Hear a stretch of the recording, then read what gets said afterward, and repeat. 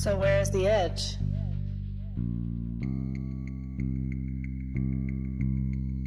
Who's to say that there is an edge, and why assume there is one? Is it because when we are introduced to the idea of a flat Earth, it's always depicted like this?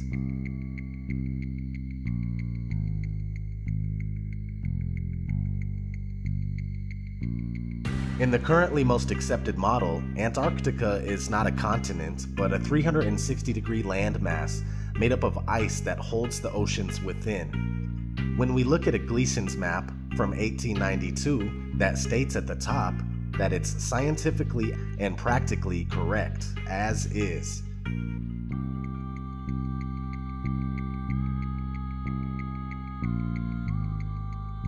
We see this Antarctic ice rim. The Gleason's map is basically an azimuthal equidistant projection, which can be traced back to the year 1000. The AE map is also an official map of the United States Geological Survey, the USGS, and the official logo for the United Nations. The oldest known globe in the world is from 1492. This is something you need to keep in mind because many people argue that the azimuthal equidistant map is just a flattened out version of the globe, when in fact the globe is just a rounded version of this true world flat map. If the flat map came first and it has the ability to convert into a globe without any problems whatsoever, then that should tell you a little bit about how this globe deception was achieved. Now, back to if there is an edge or not. There is no proof that there is an edge past the Antarctic ice wall, but it is speculated by many that perhaps the plane that we live on is either extremely expansive or it's possibly endless. In these two scenarios, it would be logically assumed that more land is being hidden from the general public.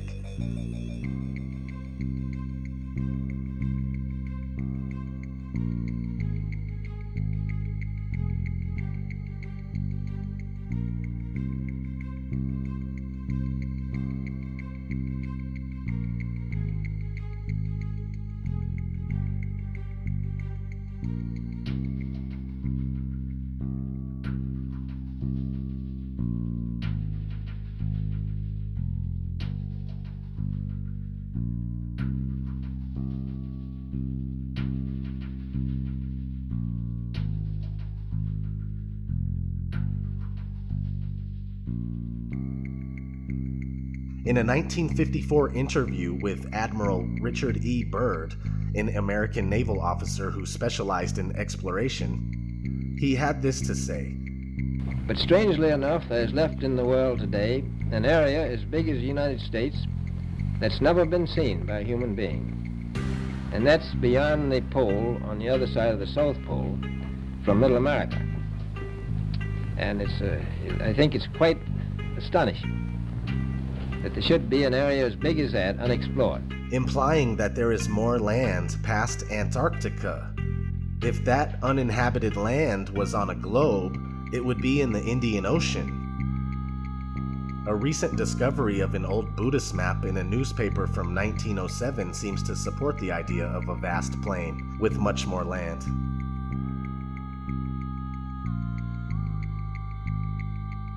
Where does the sun go if the Earth is flat? Well, the sun neither rises nor sets, but travels in a clockwise circuit from east to west, and only appears to rise and set due to perspective.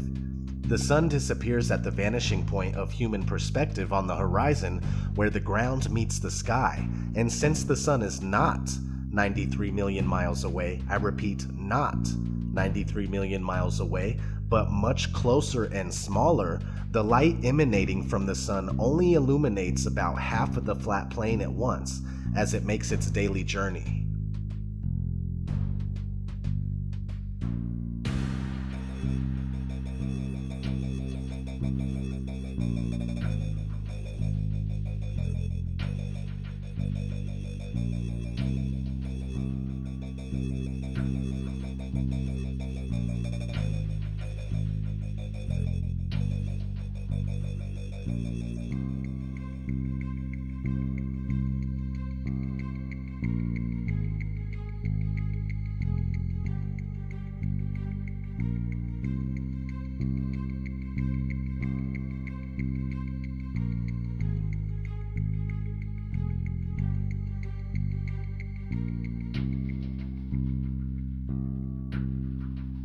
What's underneath the flat Earth? This is obviously an unanswerable question since the assumed edge has never been known to be reached, but many people suppose that whether the Earth is round or flat, that either way, it still must be floating in the middle of outer space. But the idea of outer space goes out the window with the round Earth theory. Many religious texts support an immovable Earth that has its foundations on which it is laid and its pillars by which it is supported. We simply don't know, but we do know that the Earth is obviously fixed in place, as we can tell by our everyday experience of non-movement. What we see in the skies above are illuminated objects making circles around us just as it appears. Whatever this place may be, it's the center of all we survey. Some say that the Earth is the floor of the universe. In the ancient Hebrew conception of the universe, we are surrounded by the waters above and the waters below, known as the Great Deep. The deepest hole ever drilled into the Earth was a total of about 7.5 miles. The very core of the Earth is nothing more than wild speculation, if not another malicious lie. So what's under the Earth? That remains a mystery to us all. But another thing that you can research is what's inside the Earth. Multi-billion-dollar deep underground military bases known as DUMBs, D-U-M-Bs, right?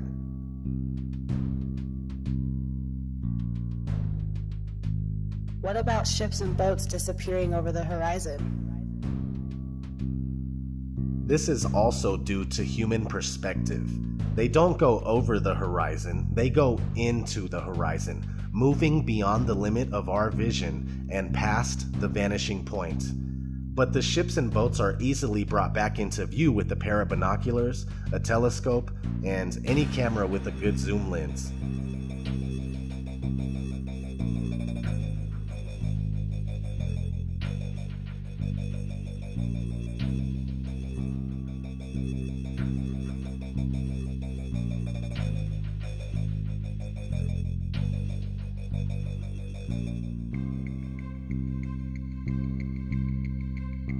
A great question to ask yourself is why can't we see noticeable curvature from 120,000 feet up?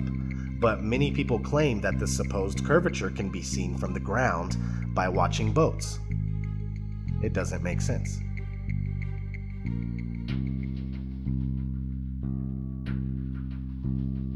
And what about all of the pictures of the Earth?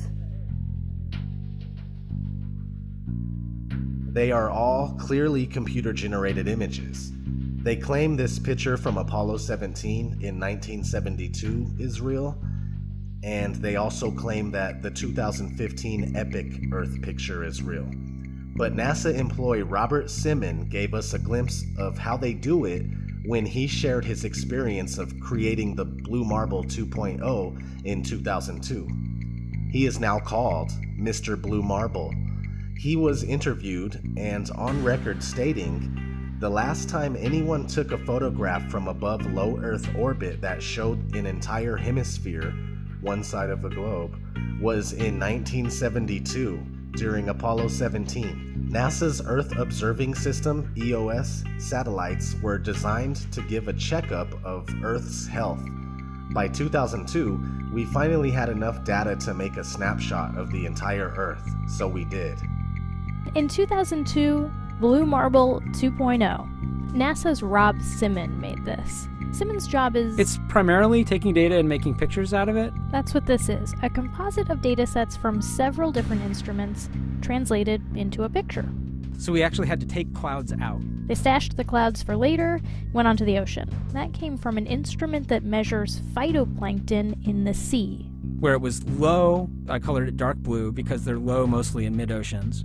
And then where it was a little bit higher, it was like a little bit brighter green. Then add the clouds back in. There's a small problem with it because there's a very slight gap in between each orbit. So some of those are painted on. It is photoshopped, but it's has to be. Then There was another layer to sort of simulate the atmosphere. and then there's this little bright spot. It's called the specular highlight. So it's the reflection of sunlight off of water. Those are the pieces, but you can't just slap them all together. It just didn't look realistic. It looks kind of flat, or the clouds are sort of too see-through. So I just hit Command Z a lot. There's artistry to creating the world. what I imagine it to be. Unfortunately, I'm not an astronaut. I've never been to space, but I've looked at these images over and over again, trying to sort of get the essence of it. It is photoshopped, but it's has to be. It is photoshopped, but it's has to be. It is photoshopped, but it's has to be. It is photoshopped, but it's has to be.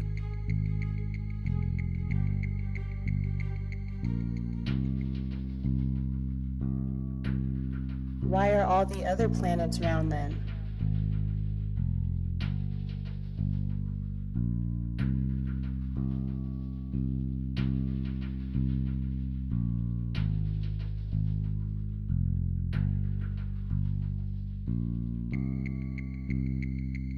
When you compare amateur footage done with professional grade cameras and compare it to NASA's official images of planets and stars, it's clear that NASA images are all computer generated, no different than the photos of Earth.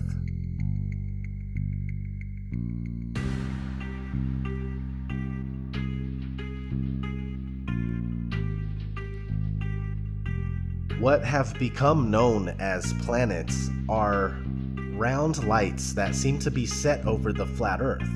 The so-called planets and stars are not what we have been told they are, and comparing luminous objects that you see in the sky to the Earth under your feet is very ineffective for actually proving the supposed rotundity of the Earth.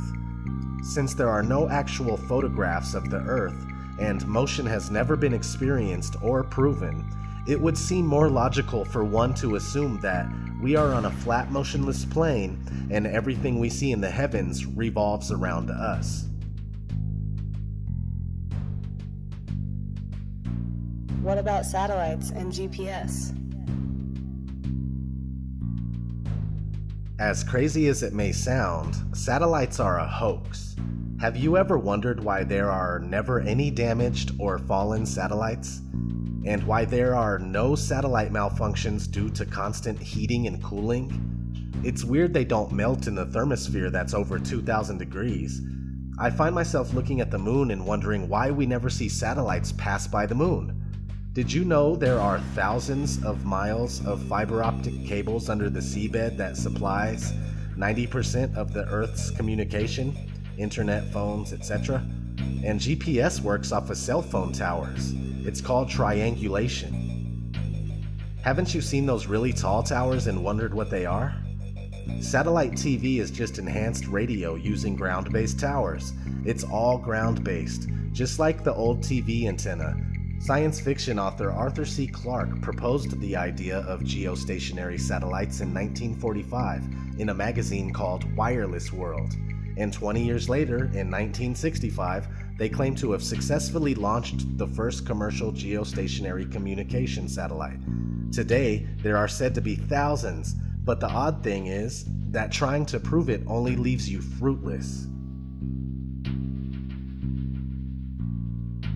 Is outer space even real?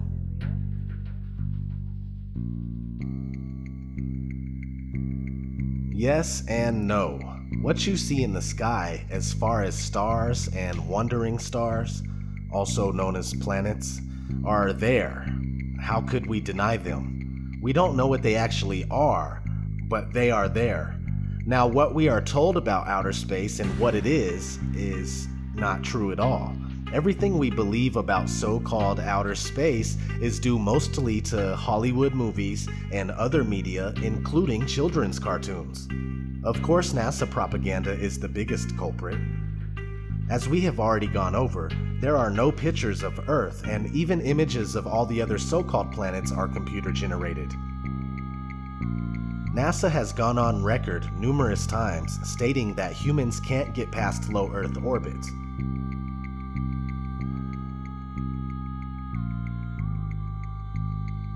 NASA's next spacecraft, already being built and tested across America, will do those things and more. This is the spacecraft that's going to take humans to explore the solar system. It's the next big step for NASA in exploration. Called the Orion Multipurpose Crew Vehicle, or MPCV, this next-generation spacecraft will enable America to explore beyond low Earth orbit we get further away from Earth, we'll pass through the Van Allen belts, an area of dangerous radiation. But Orion has protection. Shielding will be put to the test as the vehicle cuts through the waves of radiation. Sensors aboard will record radiation levels for scientists to study. We must solve these challenges before we send people through this region of space. Plan that NASA has is to build a rocket called SLS, which is a heavy lift rocket. It's something that is much bigger than what we have today, and it will be able to launch the Orion capsule with humans on board, as well as landers or other components to destinations beyond Earth orbit. Right now, we only can fly in Earth orbit. That's the farthest that we can go. And this new system that we're building is going to allow us to go beyond and hopefully take humans into the solar system to explore. So the moon, Mars, asteroids, there's a lot of destinations that we could go to, and we're building these building block components in order to allow us to do that eventually. And unlike the previous program, we are setting a course with specific and achievable milestones. Early in the next decade, a set of crewed flights will test and prove the systems required for exploration beyond low Earth orbit. Low Earth orbit is supposedly between 99 and 1,200 miles away. The funny thing is that they say the moon is over 200,000 miles away. How did we make it so far in the 1960s and 70s if we can't do it today? Also, the International Space Station, just like everything else brought to us by NASA, is a fake Freemasonic hoax, completely fabricated and done with special effects, models, pools, zero-G planes, and various other camera tricks. How is circumnavigation possible on a flat Earth? Very easily. You can travel east and west directions to ultimately end up right back where you started. The face of the Earth looks similar to that of a clock. In fact, clocks were most likely designed after the true appearance of our world. If you follow a compass east for long enough, you'll make a full circuit. Same thing if you travel west long enough. As we've already gone over, the flat Earth map that was around before globes were easily converts to a globe, so everything you believe you are doing on a globe is actually taking place on a flat Earth. How come the moon is upside down in the southern hemisphere? This is another very simple explanation. When somebody is in the northern part of the Earth, or on the northern part of the Earth, they see the moon from this angle. When somebody is on the southern part of the Earth, the moon looks like this. They're looking at it from this angle. They see it from the opposite angle, and that's all it is. Imagine you tape a picture of the moon in the center of your living room, right? Depending on where you are in the room, the moon will be seen differently. When pondering this question, keep in mind that the face of the moon never changes. On a spherical Earth, we'd expect to see other sides, but we never have.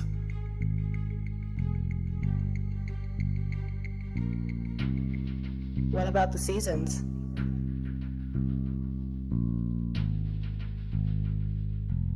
The sun is close and small, and it circles around and above the flat Earth in a spiral pattern on the Tropic of Cancer in the northern summer months, and then down in the Tropic of Capricorn in the northern winter months. So when the sun is further away from the North Pole, right, the center of the flat Earth, it's winter in the north and summer in the south. Since the sun is smaller than we are told and closer, it makes much more sense that we experience seasons in the first place. If the sun was 93 million miles away and had a radius of over 400,000 miles, we would hardly experience temperature fluctuation as we do. What about gravity?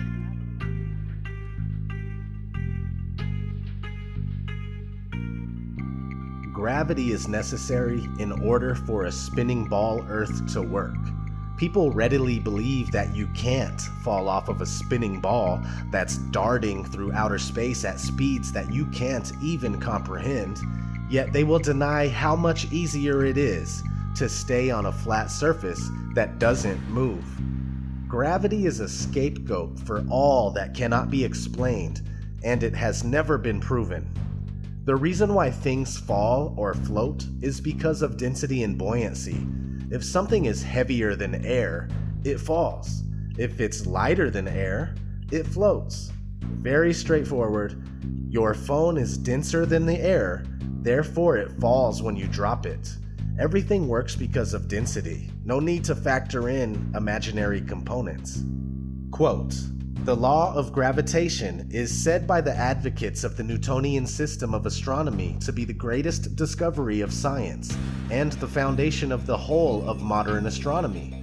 If, therefore, it can be shown that gravitation is a pure assumption and an imagination of the mind only, that it has no existence outside of the brains of its expounders and advocates, the whole of the hypotheses of this modern so-called science fall to the ground as flat as the surface of the ocean. And this most exact of all sciences, this wonderful feat of the intellect, becomes at once the most ridiculous superstition and the most gigantic imposture to which ignorance and credulity could ever be exposed."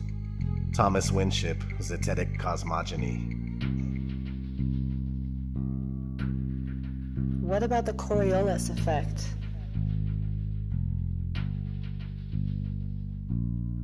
They say that the Coriolis effect is a result of the Earth spinning and is responsible for the deflection of an object moving above the Earth, rightward in the northern hemisphere and leftward in the southern hemisphere. The problem is that things like hurricanes and water in the sink aren't always predictable and have been known to spin both ways in either hemisphere. Also, another contradiction that proves the Coriolis effect false is the fact that no flying machine above the Earth has to account for it.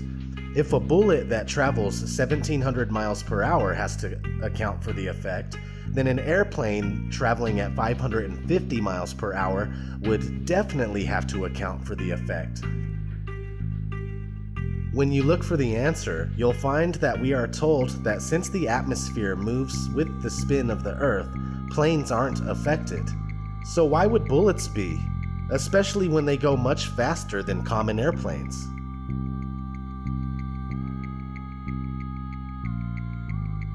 Why can't I see infinitely far?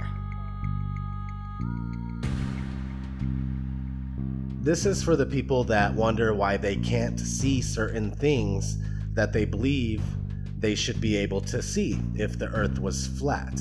I've been asked on numerous occasions, why can't I see Mount Everest from anywhere on Earth? I've also been asked, why can't I see Spain from the east coast of America?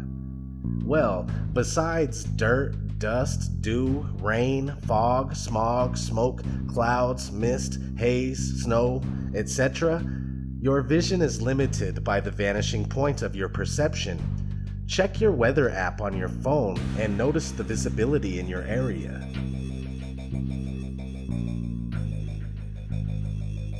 Is the flat Earth a religious thing?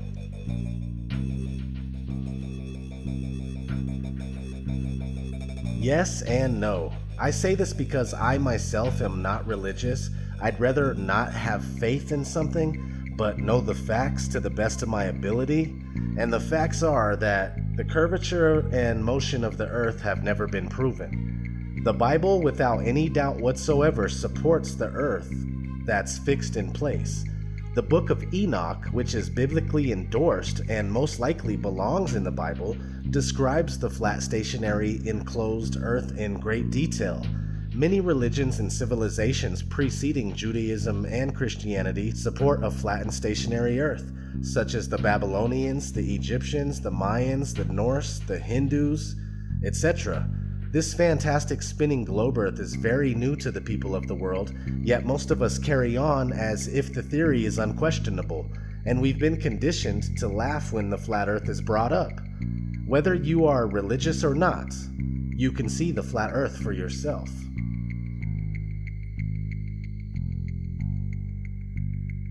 Is the Flat Earth Society behind the resurgence of the flat Earth? No, the Flat Earth Society is designed as a containment unit. Gatekeepers that tell the truth about some stuff, but then lie about other things in order to make it appear ridiculous or steer you in the wrong direction. For instance, this is what FES has to say about gravity. In the Flat Earth model, gravity, rather than being a force, is the upward acceleration of the flat Earth. The Earth always accelerates upward at 1g, which is equivalent to the gravitational acceleration in the round Earth model. Like the force of gravity, the Earth's acceleration causes several commonly observed phenomena in our daily lives. If that isn't the biggest turnoff, I don't know what is. The Flat Earth argument has never died. It only died down. Real Flat Earthers have always been among us. But it wasn't until late 2014, early 2015, when Eric Dubay started making a lot of noise about the Flat Earth conspiracy and got people like myself on board. It took me 10 months of research before finally accepting the truth about where we live. Thanks to the many great Flat Earth researchers, content creators, and activists since then, more and more people are waking up to the massive deception every day.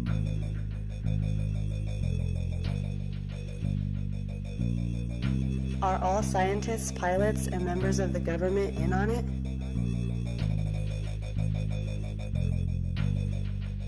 No, most scientists, pilots, and members of the government have been indoctrinated just as the rest of us have. When they work at their everyday job, they go about it as if the Earth is most certainly spherical. If indeed some of these people did know the Earth is flat, they most likely wouldn't even speak out about it in fear of losing their job or ruining their reputation. The average scientist goes about everything they do with the spherical Earth already factored in. For mainstream science, questioning our current model is a huge no-no. For pilots, computers do most of their work, not to take away from what they do because I personally appreciate it, and also pilots often switch out at stops, making it difficult to understand the real layout of Earth's land masses. As far as government members and politicians go, besides high-ranking officials at NASA, which isn't government at all, it's safe to assume that they are not in the know and they are not knowingly perpetrating this lie. Very few people compared to the population of the world are enlightened to the flat Earth.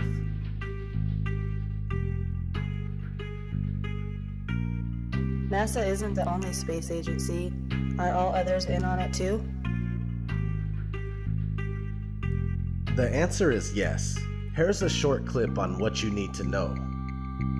The Vector, NASA's official logo. If you've ever looked at NASA's official logo, both their official insignia and their official seal, you'll see that the most prominent object in the seal is a red swooshing object. They call that the chevron or the vector. If you ask NASA's Public Affairs Office, this symbology is featured so heavily in their insignia and seal, they'll give you what really amounts to the standard facile cover story for the unilluminated. They'll tell you that that is a representation of a hypersonic wing design from the 1950s, which was the time the logo was created.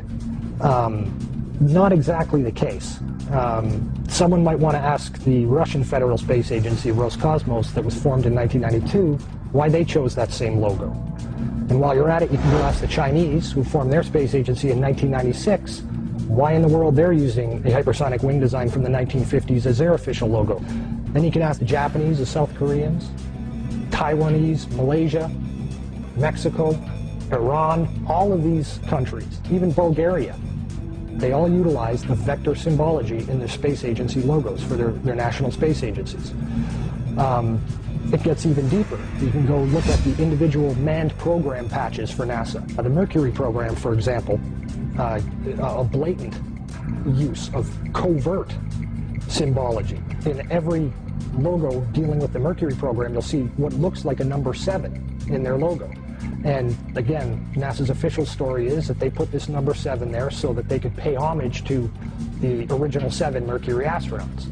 Kind of forgetting the fact that only 6 Mercury astronauts actually flew into space, because number 7 never did. Deke Slayton had a heart problem, so he didn't get to go up. So there were only 6 Mercury astronauts, yet there's a 7 in every single logo. That's in the official mission or official program insignia for Mercury, as well as the 6 individual mission patches carry this logo. And it carries on to the Space Shuttle program. If you look at the Apollo logo has a big letter A in it. At least that's what they want you to believe, but it's not. Again, that's just a simple way of explaining away the inclusion of this vector symbology in the logo.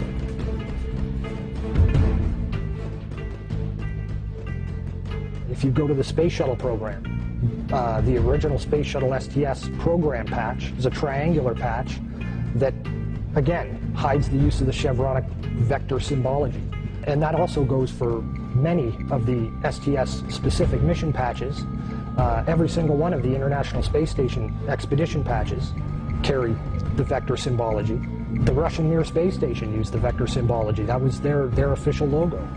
You can even go deeper and look at military-industrial complex companies. Look at the logo on a company like Lockheed Martin, 2 vectors. The X-Prize logo, Ames Research Labs, U.S. Space Command. When you get into the military realm, the United States Space Command, their official logo is the vector symbol. And when you look at the military's individual space-specific programs, all of them deal with vector symbology in their official insignias. And the question really becomes, who or what are these people paying homage to? Let's look at NASA's Earthrise. Now let's look at JAXA's Earthrise. Do you believe this is real?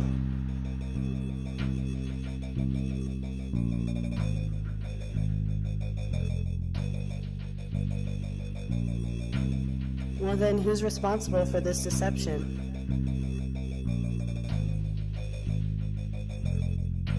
You will find that the Jesuits and the Vatican have been intimately involved in all things space, including owning the earliest telescopes and, to this day, the largest owners of observatories and telescopes in the world. The Society of Jesuits have been actively spreading the heliocentric theory for 500 years, while trying to bury thousands of years of flat Earth cosmology.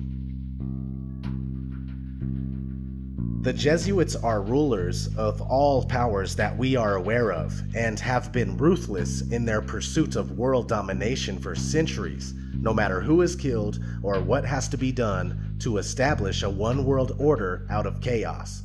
They rule over, or are deeply partnered with, people like the Rothschilds and many other international banksters, secret societies, especially the Freemasons, as well as Zionist Jews, and especially Zionist Jews in seats of power. They rule over all the alphabet agencies and government think tanks, including the NSA, CIA, FBI, Mossad, KGB, Roundtable, Committee of 300, Tavistock Institute, Lucius Trust Publishing, Bilderberg Group, and the Council of Foreign Relations, including representative government and legislation like the US Presidency, Congress, and the Supreme Court. The Jesuit order is said to have been established by Jews, again showing that the Jews are behind some of the biggest hoaxes in history, including the Holocaust. Freemasons are also spread out all over the world to further the different agendas that serve this Illuminati elite.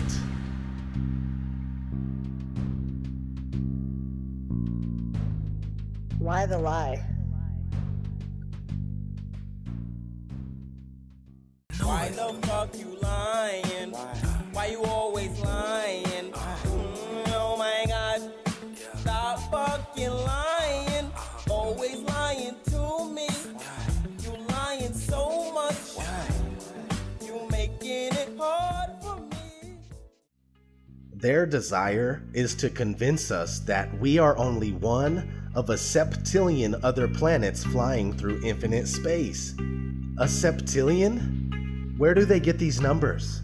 A septillion has 24 zeros. They want us to think that we are nothing more than a cosmic accident caused by a Big Bang that took place 14 billion years ago. Again, where do they get these numbers? How one could draw that conclusion is unknown. They want us not to understand our origin and go on believing that life is meaningless. They want us to believe that alien life is real and that they created us. Look no further than ancient aliens for the propaganda. Not to mention countless shows and movies they program us with. This isn't just about flat Earth versus round Earth. It's much bigger than that. Whatever they plan on doing needed the spherical Earth groundwork laid before they could proceed. They may either shock us with a fake alien invasion or a disclosure of the beings that have always been among us, passed off as life from distant galaxies. Who knows? Another reason to turn the Earth into a ball is to hide extra land. If this is a vast plain, and there are places past Antarctica, with more oceans and more land masses, then an easy way to get rid of them is to wrap our part of this plain around a ball, and make it seem as if there is nothing else and everything has already been discovered. The globe is full-fledged slavery for the inquiring mind. I'd like to be an explorer, like the great Magellan. Oh, you're too late. There's really nothing left to explore. What does it mean if the Earth is flat?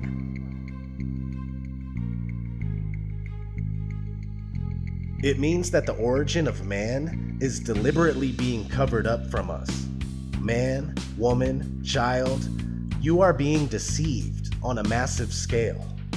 Flat Earth, enclosed flat Earth, expansive plane flat Earth, or even infinite plane flat Earth with an infinite ceiling barrier, or possibly another plane of existence above us and below us.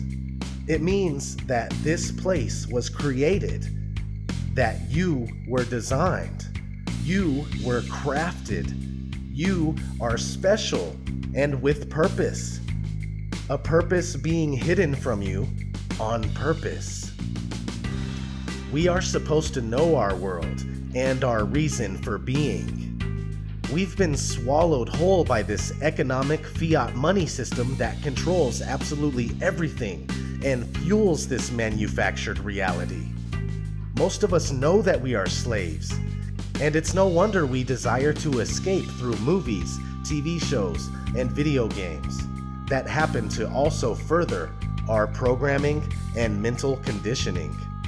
We were never meant to live like this, and knowledge of our flat Earth is a step in the right direction. It's something that can't be taken from us. It's the fuel that we need to let these bastards know that we won't go down in ignorance. We will not willingly accept their one world authority that wants to rule over all mind and all matter. Embrace this flat world of ours and free your mind from the globalist mind control. It's time that we stand up for ourselves and our beautiful Earth. All I want to know is, who's coming with me?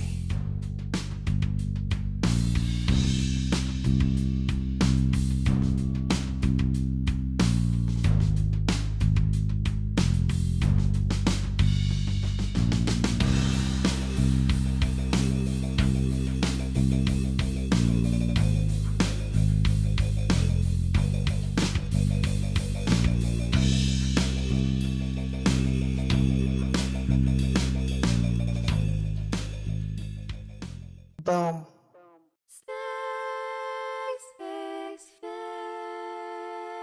Space may be the final frontier, but it's made in a Hollywood basement. Space may be the final frontier, but it's made in a Hollywood basement. Space may be the final frontier, but it's made in a Hollywood basement.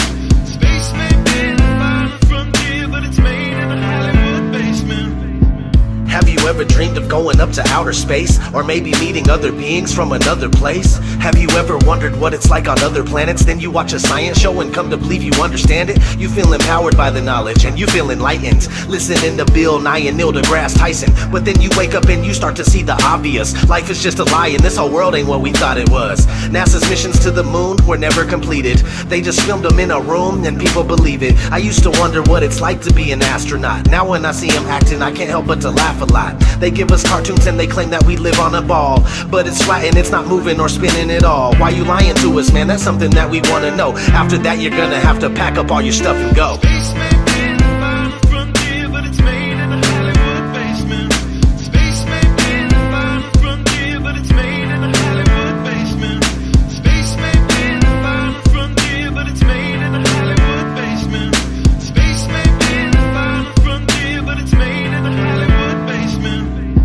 History has been rewritten by winners of wars. The Jesuit order, Khazars, Freemasons, and more. They pulled the veil over our eyes, and it's time to awaken. Through organized indoctrination, our minds have been taken. It's time we take our power back and we rescue our people. The Vatican and the bankers are like Resident Evil. They may have had the greatest plan that was ever concocted, but Illuminati never thought that they'd ever be spotted. They're manufacturing reality all in our heads. They tell us if the earth is flat then we'll fall off the edge, but if it is a spinning ball we won't fall off it then. And gravity is our imaginary magic friend. Why is water always flat when unmanipulated? Why are pictures of the earth computer generated? Why you lying to us, man? That's something that we want to know. After that you're gonna have to pack up all your stuff and go.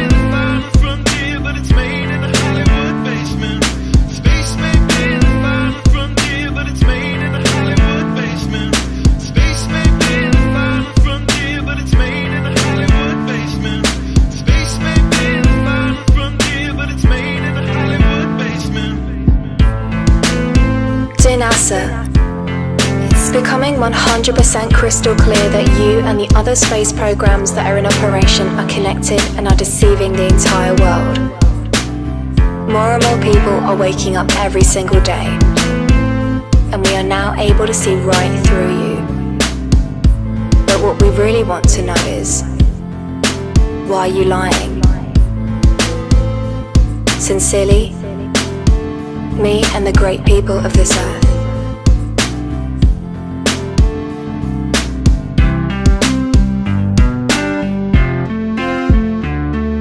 Space may be the final frontier, but it's made in a Hollywood basement. The captain thinks the world is around, see? But we all know it's a flat, right? Of course it's flat. Sure, I know the world is flat. Well, so do I. Everybody knows that.